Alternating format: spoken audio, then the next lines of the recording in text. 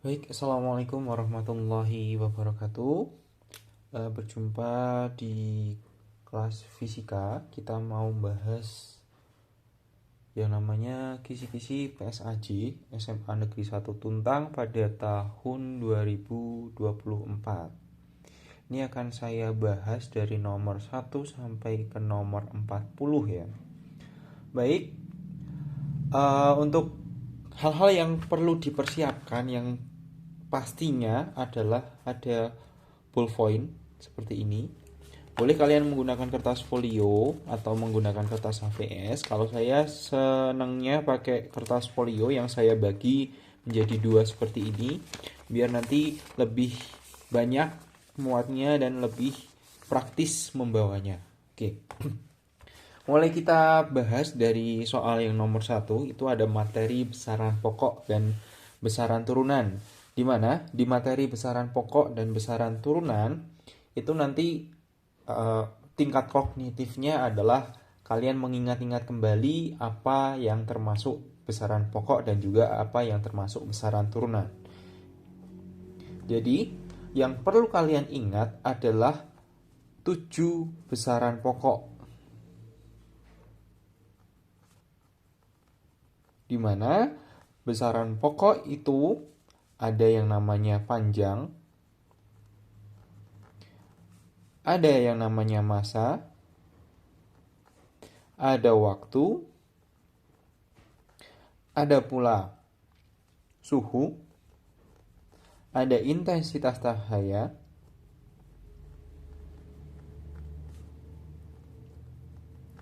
ada kuat arus, dan yang terakhir adalah jumlah mol. Nah, yang paling harus kalian hafalkan adalah pada besaran panjang, massa, waktu, serta suhu. Berikut juga turunan-turunan dari besaran-besaran itu. Misal kalian ada pertanyaan disuruh mencari besaran-besaran yang bukan merupakan besaran pokok adalah berarti selain ke-7 besaran ini. Di mana besaran panjang itu memiliki satuannya meter, kalau sudah ada meter kuadrat itu sudah merupakan besaran turunan. Ya, massa itu satuannya kilogram, waktu satuannya second atau detik. Di mana terus kemudian yang suhu satuannya adalah Kelvin. Boleh menggunakan derajat Celcius, derajat Fahrenheit ataupun derajat Reaumur. Tergantung dari konteks soalnya. Kemudian yang nomor 2 ada kisi-kisinya adalah gerak lurus beraturan GLB, di mana gerak lurus beraturan ini soalnya masih terbilang mudah. Adalah gerak yang bagaimana? Gerak yang memiliki kecepatan sama, V-nya tetap.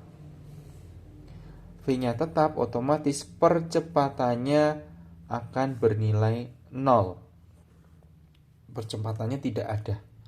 Sehingga ketika kecepatannya tetap, maka jaraknya akan sama dengan kecepatan dikalikan waktu tempuh yang dia lakukan. Kemudian yang nomor 3 ada bab vektor, di mana vektor itu biasanya digambarkan semacam ini. Ada 2 buah vektor yang mengapit sudut tertentu sebesar theta. Ya, besarnya resultan yang terjadi pada vektor ini bisa saya gambarkan seperti ini. Ini namanya metode jajar jenjang.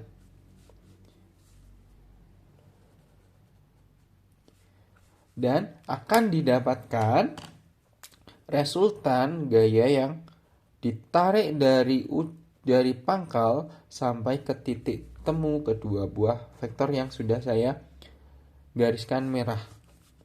Sehingga untuk nilai resultannya bisa dituliskan R sama dengan akar, kalian tulis dulu akar. Misal di sini ada F1, ini ada F2. F1-nya nanti ditulis berapa? Kuadrat ditambah F2-nya kuadrat ditambah 2 dikalikan dengan F1 dikali F2 kosinus sudut yang berhimpit di sini.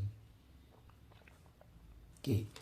Kemudian, kalau dia sudutnya 90 derajat,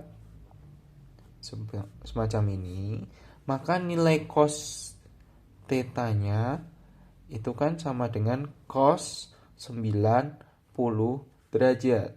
Berapa nilai cos 90 derajat? Ya, benar. Nilainya adalah 0. Sehingga perumusan nilai resultan itu akan sama dengan akar F1 kuadrat ditambah F2 kuadrat trigonometri. Oke. Lanjut kita ke nomor yang keempat. Gerak melingkar beraturan atau hubungan roda-roda. Hubungan roda-roda itu memiliki 3 sifat. Yang pertama, roda itu bersinggungan. Yang kedua, roda itu saling terhubung menggunakan rantai atau tali dengan beda jari-jari yang di antara keduanya. Ini ada R1, ini R2. Kita anggap R1 itu selalu sama. R2. Nah, untuk roda-roda yang saling bersinggungan dan juga saling terhubung dengan tali, persamaannya mudah. Di mana kecepatan kedua buah roda itu akan sama. V1 sama dengan V2. Bisa dituliskan omega 1 dikalikan jari-jari 1 akan sama dengan omega yang kedua dikali jari-jari kedua. Omega itu apa? Omega itu adalah kecepatan sudut. Nah, terus ada sifat yang ketiga, itu semacam ini.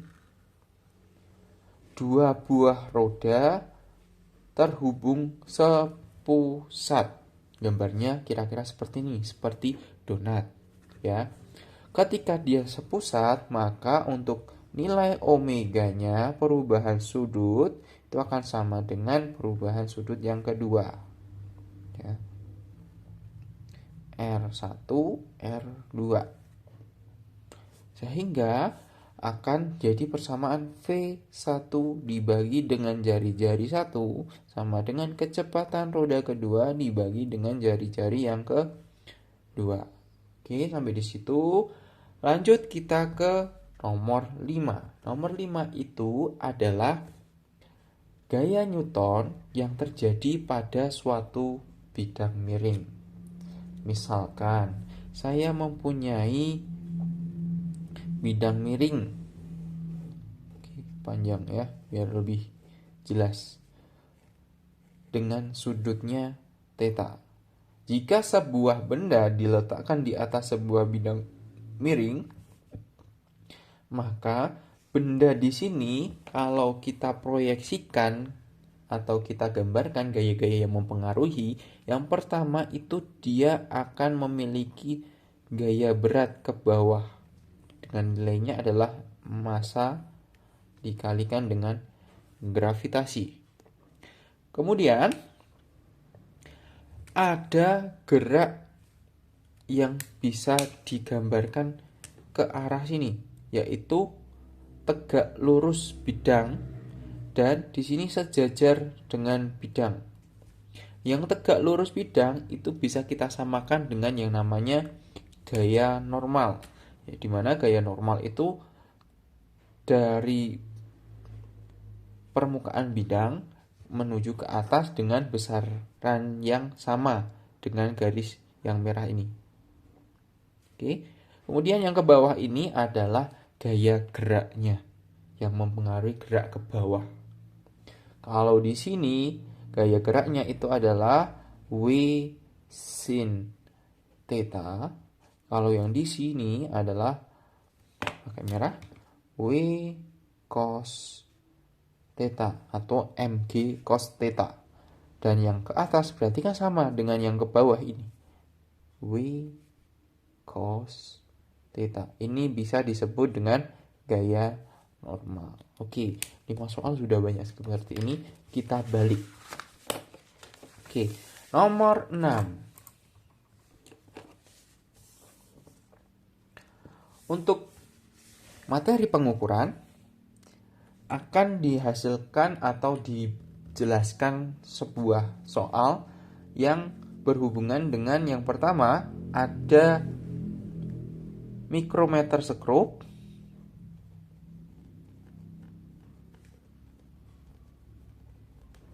atau yang kedua adalah jangka sorong. Nah, silahkan kalian cari beberapa contoh-contoh soal di internet, banyak sekali tentang mikrometer dan jangka sorong. Ini akan saya gambarkan sedikit di mana mikrometer sekrup semacam ini, ya, dia punya garis yang ada di tengah. Kemudian ada angka-angka di atas dan juga ada garis-garis yang ada di bawahnya. Ya, angka-angka di atas ini memiliki satu satuan. Maksudnya misal di sini angka 1, angka 2, ini angka 3. Ketika garis angka 3 ini masih tidak tertutupi oleh sekrup yang berada di sebelah kanan, maka akan nilainya akan jadi 3 untuk skala utamanya. Tapi misalkan saya gambarkan lagi,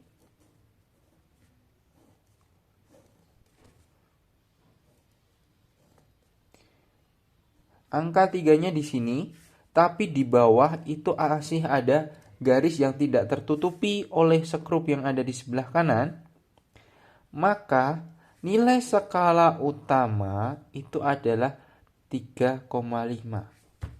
Bisa dipahami bahwa skala yang di bawah garis tengah ini menunjukkan kelebihan setengah milimeter. Dan untuk skala Noniusnya, kalian baca garis yang sejajar dengan sumbu utama dari mikrometer sekrup. Misalkan di sini ada garis 25. Kalau naik 2 garis, maka dia ada 26 terus 27. Maka skala Noniusnya akan jadi 0,27. Ketika kamu dijumlahkan jadi 3,27. Sama juga yang di sini. Misal di sini adalah 20. Ke atas 21. Selanjutnya berapa? Ya, benar. Skala Noniusnya jadi 22. Jangan lupa 0, di bawah, di depannya. Kalau kita jumlahkan jadi sama 3,72.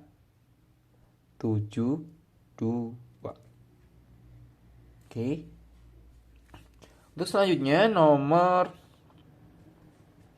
7, ya. Yang nomor 7 menentukan besaran pada GLB dan GLBP. Ini pernah diajarkan. Coba kalian cari soalnya, ada di beberapa sumber dan juga pernah saya berikan di soal-soal latihan, dimana kalau saya kasih grafik semacam ini, ya, dimana ini adalah hubungan kecepatan dengan waktu semacam ini, terus ini naik lagi dan lain sebagainya, bisa juga ke bawah. Ketika dia grafiknya lurus, maka dia GLB. Tapi kalau dia grafiknya miring semacam ini ke bawah atau ke atas, dia merupakan GLBP. Biasanya pertanyaan yang diajukan adalah jarak tempuh. Jarak tempuh itu S. Ya. S kalau GLB kan V kali T. Tapi kalau S-nya GLBB adalah V0T plus setengah AT kuadrat. Daripada kita susah-susah mencari nilai besaran A, kita cari cara yang lebih mudah, yaitu dengan cara menghitung besar atau berapa luas grafik yang dilewati dari sebuah gambar. Ya, misalkan dari 0 sampai di sini misal 10 gitu ya. Berarti ini kan ada bangun trapesium. Atau dari 10 sampai ke 12. Maka di sini adalah bangun apa? Bangun segitiga. Ya, kalian cari untuk persamaan luas. Lanjut ke nomor 8. Ada ciri-ciri gerak parabola. Ciri-ciri gerak parabola itu mudah. Misal ini ada proyektil peluru atau bola ditendang ke sana atau dilemparkan ke arah miring dengan sudut tertentu terhadap sumbu X. Gitu ya. Nah, maka ciri-ciri yang pertama, dia punya arah gerak yang ke kanan dan juga punya arah gerak yang ke atas. Nah, ini masuk ke besaran vektor lagi. Arah gerak yang ke kanan itu akan selalu tetap. Jadi Vx-nya tetap. Namun arah gerak yang ke atas yang di sini dia akan berubah-ubah seiring waktu sehingga lintasannya akan menjadi semacam ini, seperti parabola atau seperti payung. Semakin ke atas, gaya dorong atau kecepatan yang ke atas itu semakin kecil, dan di puncaknya ini kecepatannya 0, tapi kecepatan yang ke kanan itu akan selalu sama. Kemudian ketika lintasannya mulai turun, nah kecepatannya arahnya akan ke bawah. Ya. Jadi untuk kecepatan yang ke atas itu selalu berubah. Ya. Yang tetap itu apa? GLB. Yang berubah itu GLBB. Oke, dapat dimengerti. Lanjut ke nomor 9. Yang nomor 9 itu ada katrol bebas. Ini akan saya sedikit beritahu bahwa pada katrol bebas, ketika katrolnya kita abaikan, diberikan 2 buah beban semacam ini.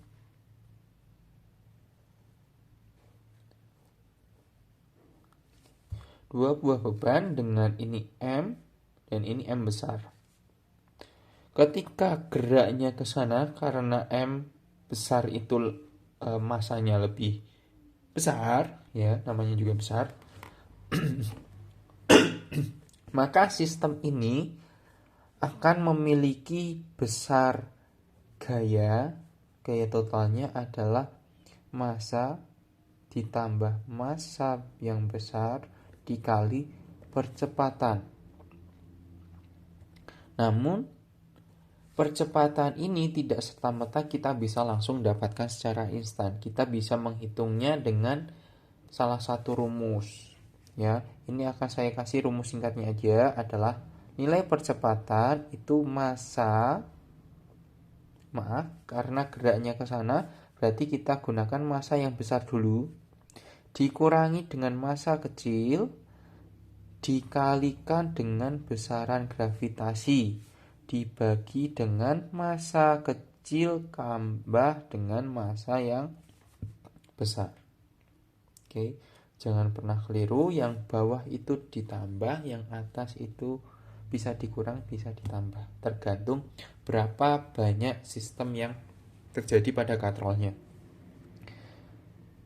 Kemudian nomor 10, hukum Newton tentang gravitasi. Untuk persamaan hukum Newton tentang gravitasi itu adalah F. Gaya gravitasi yang terjadi adalah besar konstanta gravitasi umum dikalikan dengan massa, misal massa besar itu massa bumi, kemudian massa kecil massa kita, dibagi dengan jarak kuadrat. Di sini gaya gravitasi yang terjadi itu sebanding dengan massa, ya, dan berbanding terbalik dengan kuadrat jarak. Ini juga bisa saya jadikan G sama dengan besar konstanta gravitasi kali M besar per R kuadrat. Ini, ingat-ingat saja rumus ini karena tidak ada hitungannya nanti. Kemudian lanjut nomor 11, rangkaian pegas. Ini sangat mudah sekali. Rangkaian pegas itu ada 2. Nanti yang saya berikan itu tidak campuran, hanya hanya rangkaian yang paralel ataupun yang seri. Kalau paralel itu rangkaian pegasnya adalah R1 ditambah R2 ditambah R3 ditambah dan seterusnya. Itu untuk sama dengan R total. Sedangkan yang seri, ya, seri itu adalah rangkaiannya seperti ini. 1 per R1 ditambah 1 per R2 ditambah 1 per R3 ditambah dan lain sebagainya. Itu 1 per R total. Ingat, di sini kamu harus hati-hati dalam menghitung. Ya, 1 per R total itu sama dengan 1 per R1 ditambah 1 per R2 ditambah 1 per R3. Lanjut, nomor ke-12, teorema Torricelli. Nah, teorema Torricelli itu juga sudah banyak yang paham saya rasa, dimana ketika ada sebuah tangki yang bocor, kita pakai warna biru biar estetik. Oke. Dengan tinggi permukaan sampai ke lubang itu kita kasih aja H. Kemudian ketinggian dasar sampai ke lubang kita kasih H kecil.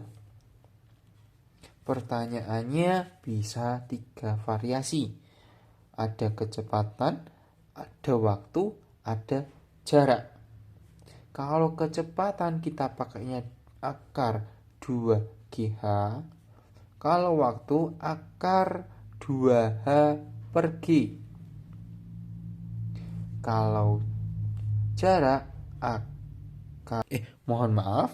Untuk jarak itu 2 akar H kali H. Oke, hanya di sini kalau yang kecepatan dia menggunakan H yang besar, ya. Akar 2GH ini saya ganti dengan biru. Kemudian kalau waktu dia akan tetap hanya yang kecil, akar 2H per G. Kemudian yang bawah, ya, kita gabungkan saja.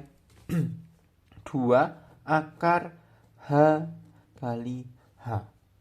Ya, H itu ketinggian permukaan ke menuju lubang. Kalau H yang kecil itu dari dasar menuju ke lubang. Lanjut nomor 13. Sudah 23 menit. Azaz Black, campuran benda dengan suhu yang berbeda. Saya tuliskan rumusnya adalah nilai Q masuk atau Q terima itu akan sama dengan Q yang dilepas atau Q keluar. Mana massa kali C kali perubahan suhu atau suhu akhir dikurangi suhu awal yang dingin itu akan sama dengan massa yang panas dikalikan dengan C-nya nanti bisa dihapus, dikalikan dengan T panas atau suhu panas dikurangi suhu akhir. Karena dia lebih panas maka yang akhir itu di belakang. Ini nilai C-nya bisa kalian hiraukan karena dia campurannya 2 buah benda yang sama. Lanjut ke nomor 14. Nanti kalian simak pelan-pelan saja. Nanti videonya juga akan saya upload di Google Drive dengan kompresi yang cukup biar tidak terlalu banyak mendownloadnya. Oke, ciri-ciri gas ideal pada proses isohorik, isobaris, isotermis ataupun adiabatik. Di mana yang muncul mungkin salah satu ya. Kalau isohorik dia memiliki V atau volume tetap.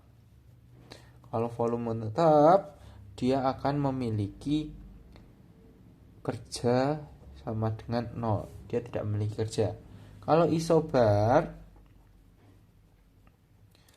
nilai bar ya, ini bar dari kata bar itu tekanan tetap.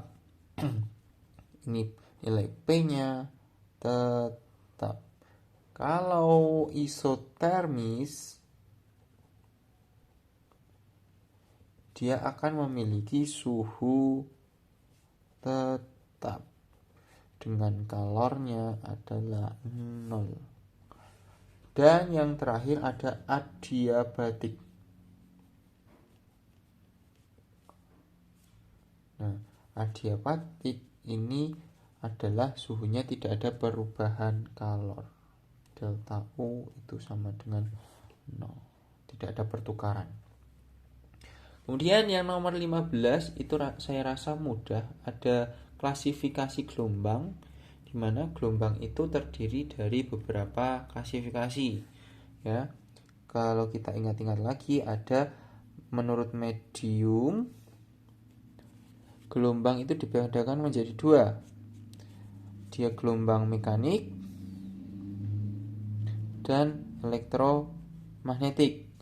Kemudian ada yang menurut arah lambat. Ada gelombang transversal, contoh-contohnya kalian bisa cari sendiri, dan juga ada gelombang longitudinal. Dan yang terakhir, ada yang menurut amplitudo, tidak usah kita bahas karena tidak keluar. Selanjutnya, ini ya sudah beberapa soal. Bisa di screenshot dulu. 1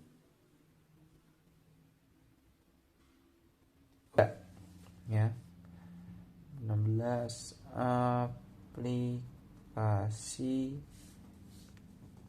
TKG. Silahkan kalian cari di soal itu sudah ada ya, tinggal diingat-ingat aja, tidak usah ngongso, nggak usah. Terus ketika kalian masuk ke ruang ujian ya tenang, dengan gagah berani mengerjakan soal fisika ya. Asal kalian belajar pasti bisa. Tapi kalau kalian tidak belajar, saya harap kalian tidak mencontek. Karena mencontek itu sudah sangat luar biasa dosanya. Oke.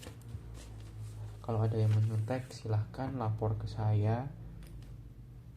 NAE bagaimana, mau susulan atau nilainya ya udah tidak ada ya. Kemudian nomor 17, gerak harmonik sederhana. Saya sudah buatkan semacam ini. Kalau misal ada yang mencontek, yo jangan harap dimaafkan. Oke. Gerak harmonik sederhana, lintasan gerak untuk satu getaran itu adalah dari A sampai ke A lagi. Gitu ya. A, B, C, B, A. Atau B, C, B, A, B. Gitu. Nomor 18. Ini agak cepat ya, karena sudah mengantuk. Ciri-ciri gelombang. Oke, ciri-ciri gelombang itu memiliki beberapa ciri-ciri, yaitu ciri gelombang bunyi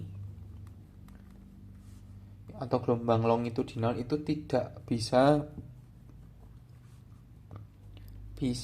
terpolarisasi.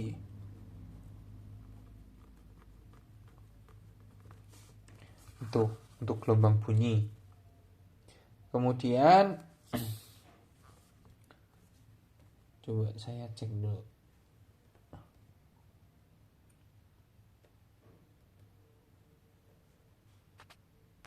Nah, juga gelombang yang memerlukan medium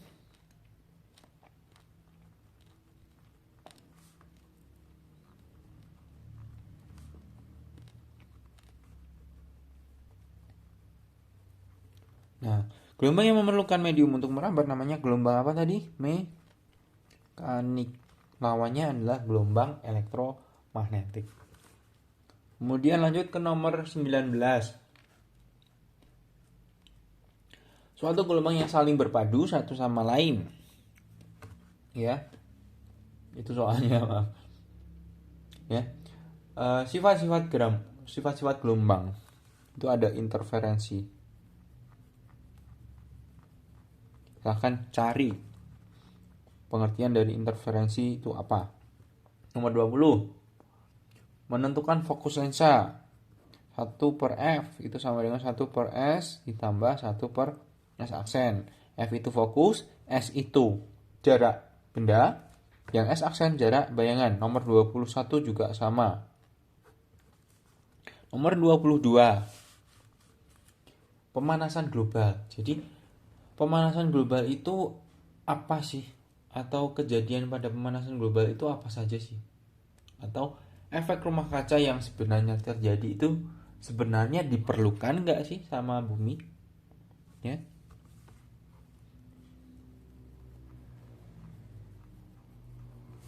Bagaimana efek rumah kaca?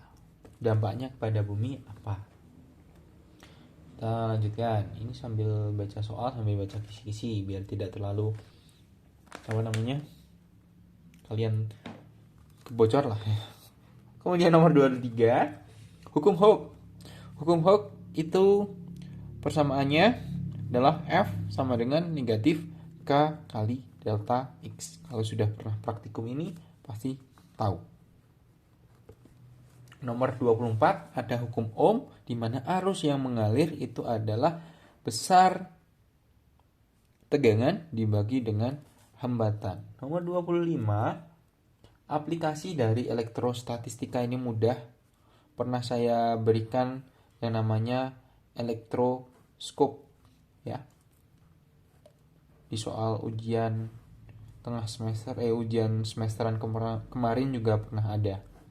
Jika elektroskop dengan muatan netral ini kita berikan muatan positif, apa yang akan terjadi pada daun logamnya? 26. Mengidentifikasi muatan benda. Ini juga mirip dengan soal-soal ulangan ada. Di soal tes juga ada, ya. Mudah sekali. Mudah ini enggak tak bocorin aja kisi-kisinya biar kalian berpikir. Kemudian ada hukum Coulomb nomor 27. Hukum Coulomb itu seperti ini. Fc sama dengan nilai K konstanta listrik kali Q1 Q2 per R kuadrat. Nilai K-nya adalah 9 kali 10 pangkat 9. Ya. R-nya kamu jadikan meter, Q-nya sudah Coulomb. 28. Medan listrik di sebuah tempat. Biasanya untuk nilai medan listrik itu adalah K Q per R kuadrat. Misalkan ada titik A, ini plus, ini negatif, ya kan? Maka dia akan ketarik oleh siapa? Oleh si negatif dan terdorong oleh positif. Maka nilainya E1 ditambah E2.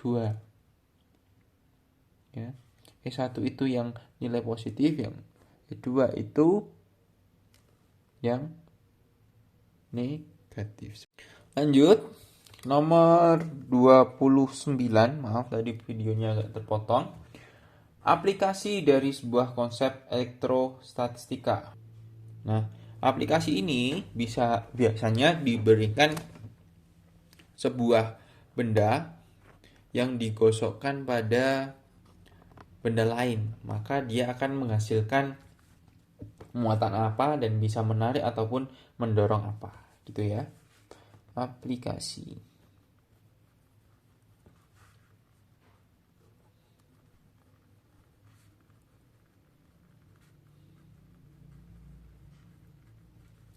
Kemudian nomor 30. Nah, sumber energi terbarukan yang ada di bumi kita itu apa saja, ya.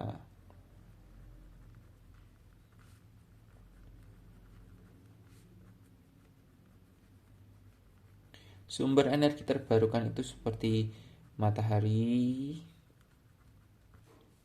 terus ada air, angin, ada panas bumi, dan lain sebagainya. Ya. Nomor 31, ada rangkaian RLC. Rangkaian RLC itu memiliki beberapa sifat. Ada yang induktif, di mana XL-nya itu lebih besar dari XC. Ada yang kapasitif, di mana XC-nya yang lebih besar daripada XL. Ada yang resistif. Resistif itu XC sama dengan XL. Oke, lanjut. Yang nomor 32, ada rangkaian RLC. Nanti diketahui untuk tegangannya segitu, hambatannya segitu. Maka cara kalian menghitung arus yang dilewati itu apa? Menggunakan hukum Ohm. Ya, nomor 32. Hukum Ohm itu menjelaskan bahwa arus yang terjadi itu adalah besarnya tegangan dibagi dengan hambatan. Masih ingat toh, hambatan untuk impedansinya adalah akar R kuadrat ditambah XL min XC kuadrat. Lanjutkan ke nomor 33. Ya. Gelombang elektromagnetik itu punya manfaat apa saja? Ya, ada gelombang elektromagnetik, ada sinar X itu untuk Roentgen, sinar gamma untuk apa? Sinar gamma biasanya untuk sterilisasi alat. Ini ya, alat-alat yang ada di rumah sakit ya. Sterilisasi, atau bisa untuk pengobatan kanker, pengobatan cancer, ya, bukan cancer operasi bintang ya. Ada microwave. Microwave untuk apa? Untuk memasak, masak atau radar bisa. Ada pula infrared. Tahu infrared untuk apa? Remote. Ya. Radar juga bisa. Ya, untuk pijat juga bisa. Nomor 34.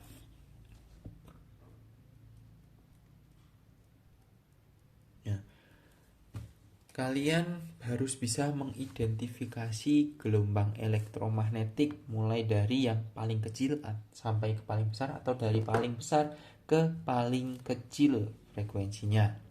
Oke, saya berikan contoh dari yang paling kecil ke paling besar. Yang paling kecil itu ada gelombang radio. Kemudian naik ke atasnya ada gelombang infrared. Kemudian ada cahaya ada microwave. Kemudian cahaya tampak.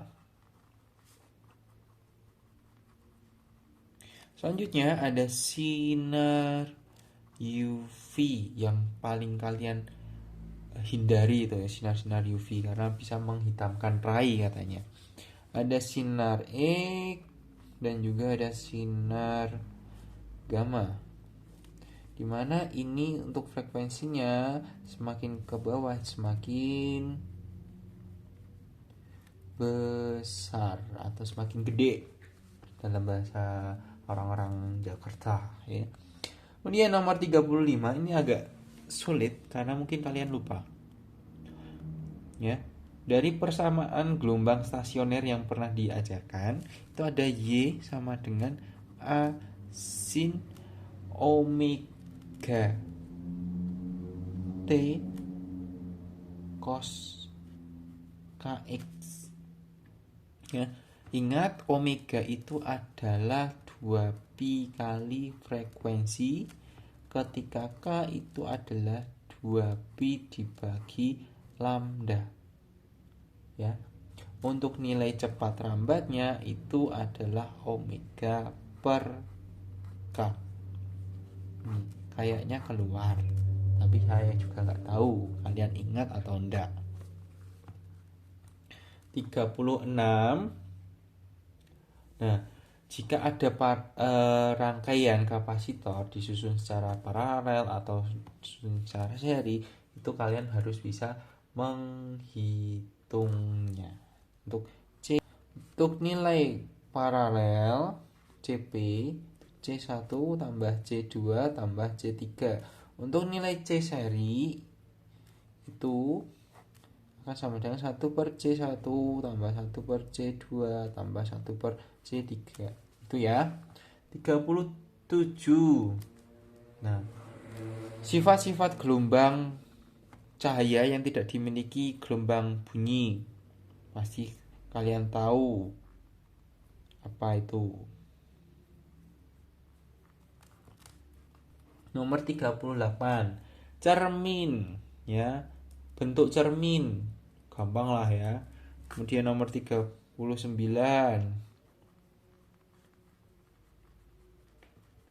Manfaat dari energi terbarukan. Pemanfaatannya apa saja? Apakah dia menggunakan bahan alam, apa dia menggunakan bahan fosil, atau dia menggunakan tenaga manusia dan lain sebagainya. Kemudian yang nomor 40 itu manfaat kita menggunakan energi terbarukan.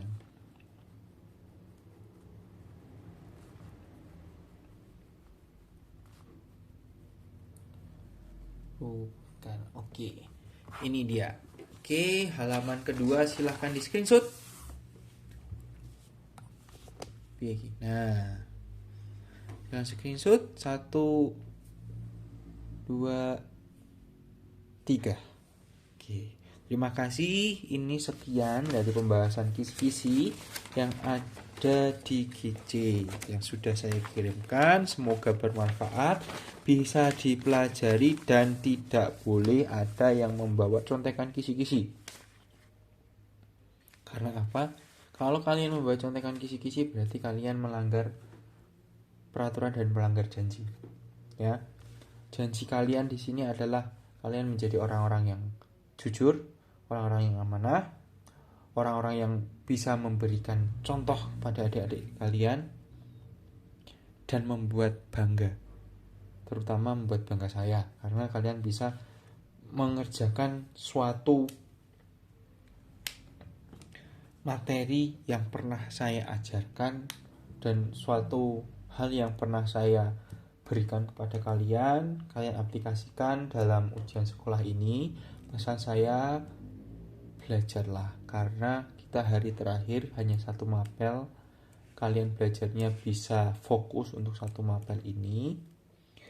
Dari saya mohon maaf, selama 2 tahun mengajar kalian banyak sekali kesalahan dan kekurangan saya dalam bertutur kata, kesalahan saya dalam menyampaikan materi-materi yang tidak seberapa ini. Semoga materi yang saya sampaikan pada kalian itu merupakan sebuah pembelajaran yang bisa bermanfaat bagi kalian.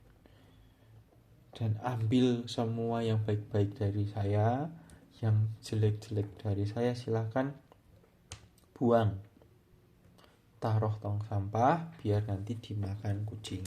Oke, Terima kasih, semangat belajarnya, dan jangan lupa selalu berdoa kepada Tuhan Yang Maha Esa agar diberikan kelancaran dan kemakmuran dan kemudahan dalam menjawab soal-soal yang ada di ujian nanti. Terima kasih. Wassalamualaikum warahmatullahi wabarakatuh.